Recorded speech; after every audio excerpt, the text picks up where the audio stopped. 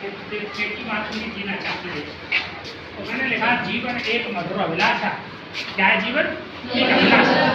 तो बाकी के लोग बैठ जाओ जरा, डिस्ट्रिक्ट होती है, बैठ जाओ बस आओ। अरे कोई दिक्कत नहीं, यहाँ बैठ जाओ। जीवन एक मधुर अभिलाषा। अरे बैठ जाओ बगली में। मैं क्लास में बच्चों के बाजू बैठ के बैठ जाता, टीचर को पता नहीं चलता कौन पढ़ा रहा है, और मैं देख के चुप न कर जाता, तो टीचर को तो टीचर तो नहीं चुप कर ले, पता चल जाती कहाँ पढ़ाई। तो ऐसे इंस्ट्रक्शन होता है। जीवन एक मधुर अभिलाषा, और कोई सागर को पी जाता कोई एक बूंद का प्यासा। कोई सागर को पी जाता कोई एक बूंद का प्यासा। अगस्त ऋषि पूरे सागर को पी गए थे, सुना है तुमने? ये भागवत वाले बताते होंगे, तुम सुनना। अगस्त ऋषि गूगल पे देखना, अगस्त ऋषि पूरे समुद्र को पी गए।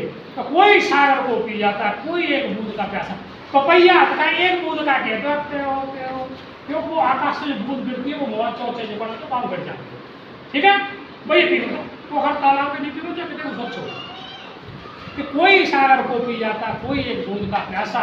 और मीरा कबीरा की बात, मीरा और कबीर की बात नहीं, हर जीव का ही ब्रह्म सिद्धांत, प्रत्येक जीव का ब्रह्म सिद्धांत। हम ईश्वर के अंश हैं, और रामायण का ये ईश्वर अंश, जीव अविनाशी, भगवान के अंश हैं हम सब लोग। हमारे अंदर आत्मा है, वो परमात्मा है।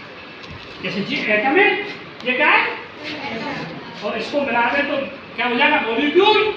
और बहुत से मॉलिक्यूल मिल जाए तो बन जाएगा कंपाउंड, और सबको मिला दे तो बन जाएगी पृथ्वी, और तमाम चंद्रमा पृथ्वी सूर्य और तारों को मिला दे तो बन जाएगा पूरा ब्रह्मांड।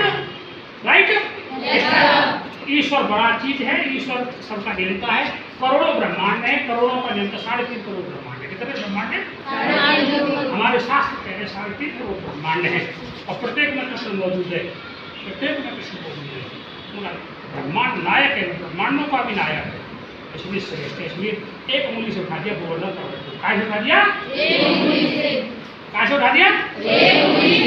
आप चौक नहीं उठेगा, तुझे बेटा सोचो। और बहुत से लोग कृष्ण की बुराई करते हैं, बड़े देखता है राक्षस। तो कृष्ण ब्रह्मांड नायक है, कृष्ण भगवान है साक्षात। राधा उसकी सहभागिनी है, और राधा ने कही, उसने कही कृष्ण ने कि राधे बगैर तुम्हारे सहयोग के नहीं उठेगा, बगैर तुम्हारे सहयोग के। तो राधा की पलक ऐसे थी, तुम्हारे में उठाओ। राधा ने जैसे जो ऊपर की पलक थी उठ गई, दोनों उठा। ऐसे ही अतर सिंह इंटर कॉलेज शिष्यों के सहयोग के बिना नहीं उठेगा। अब उसको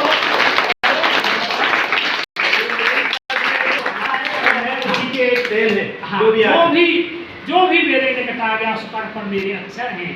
हो सकता है लेख न हो, अंतस में उसके हस्ताक्षर हैं, और फिर भी व्यक्ति स्वयं भ्रमाता, और कोई सागर को पी जाता कोई एक बूंद का प्यासा। जीवन एक अभिलाषा।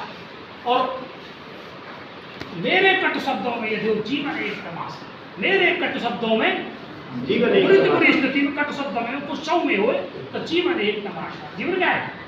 आए जन्म लो, पढ़े, शादी हुई, बालक हुए, बुढ़े गए, मर गए, चले देखो जीवन। यही कहानी बस इतने जीवन। तो परमात्मा को नहीं भूलना चाहिए, जिसने हमें यहाँ भेजा कि तू जाए कि नमस्ते करिए सुबह शाम। जब तो प्रेयर होती है स्कूल में, भगवान को याद करते हैं सब लोग। घर पे भी सुबह शाम करना चाहिए, धूपबत्ती लगा दो, घी का दीपक जला दो, सरसों के तेल का ही जला दो। तो परमात्मा को नहीं भूलना चाहिए कभी भी। परमात्मा को हर वक्त रखो, हरिओम, राधे राधे, जय श्री कृष्ण, तुम्हें जो अच्छा लगे, सबसे टॉप लगता हो उसे मन में करते रहिए। ठीक है? राम सीता जो भी है सब एक ही बात। तो जो भी मेरे निकट आ गया उस पर मेरे अक्षर है।